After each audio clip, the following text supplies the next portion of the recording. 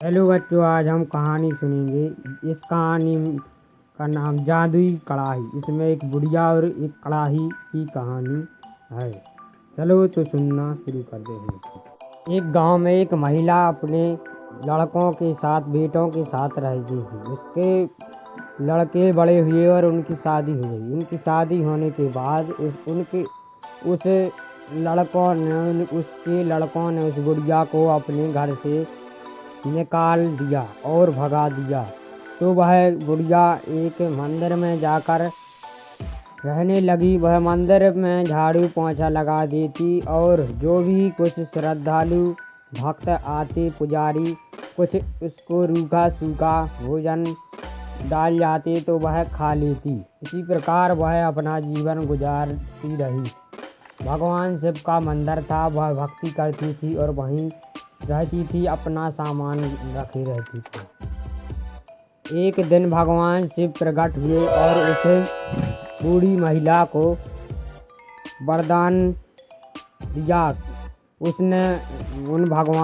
शिव भगवान ने उनको वरदान में एक कढ़ाई दी।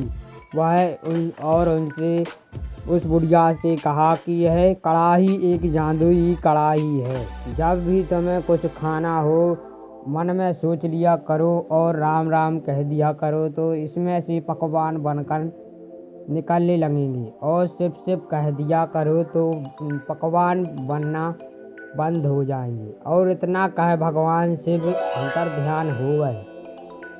फिर वह बुढ़िया यही करती और एक दिन उसने सोचा कि भंडारा किया जाए और उसने सभी गांव वालों को बुलाया और भंडारा किया। राजा महाराजा, आस पड़ोस के गांव वाले भी आए, लेकिन वह ये सोच रहे थे कि ये बुढ़िया कहाँ से इतना खाना पकवान बनाएगी, इसके पास तो कुछ ही नहीं है।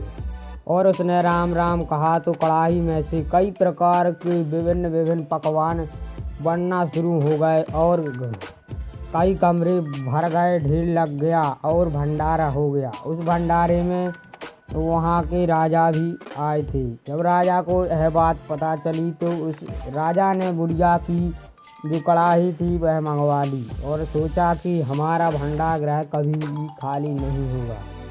और जब राजा ने राम राम कहा तो उसमें से पकवान बनना शुरू हो गए और खेत भर गए, चारों ओर पकवानों का ढेर लग गया। लेकिन राजा को पता नहीं था कि यह कढ़ाई में से पकवान बनना बंद कैसे होता है। तो फिर उसने बुढ़िया को बुलाया गया। बुढ़िया ने मन में ही शिव शिव कह दिया तो पकवान बनना बंद हो गया। राजा ने सोचा क्यों ना इस बुढ़िया को दूसरी कढ़ाई दे दी जाए और यही रख ली जाए। तो फिर उसने दूसरी कढ़ाई दे दी और फिर बुढ़िया दूसरी कढ़ाई लेकर अपने मंदिर में चली गई। फिर जब राम राम कहा राजा ने तो कढ़ाई में से कुछ भी नहीं निकल रहा था, कोई भी जादू नहीं हो रहा था। वह तो जादू बुढ़िया के साथ चला गया था। इसी प्रकार इस कहानी से हमें यह शिक्षा मिलती है बच्चों की हमारे लिए किसी की उन्नति पर हमारे लिए ईर्ष्या नहीं करना चाहिए। और यह शिक्षा निकल कर आती है हमें अपने माता पिता की सेवा एवं उनकी आज्ञा का पालन करना चाहिए। इसी प्रकार जादुई कहानी देखने के लिए हमारा चैनल सब्सक्राइब कर लीजिए और बेल आइकन दबा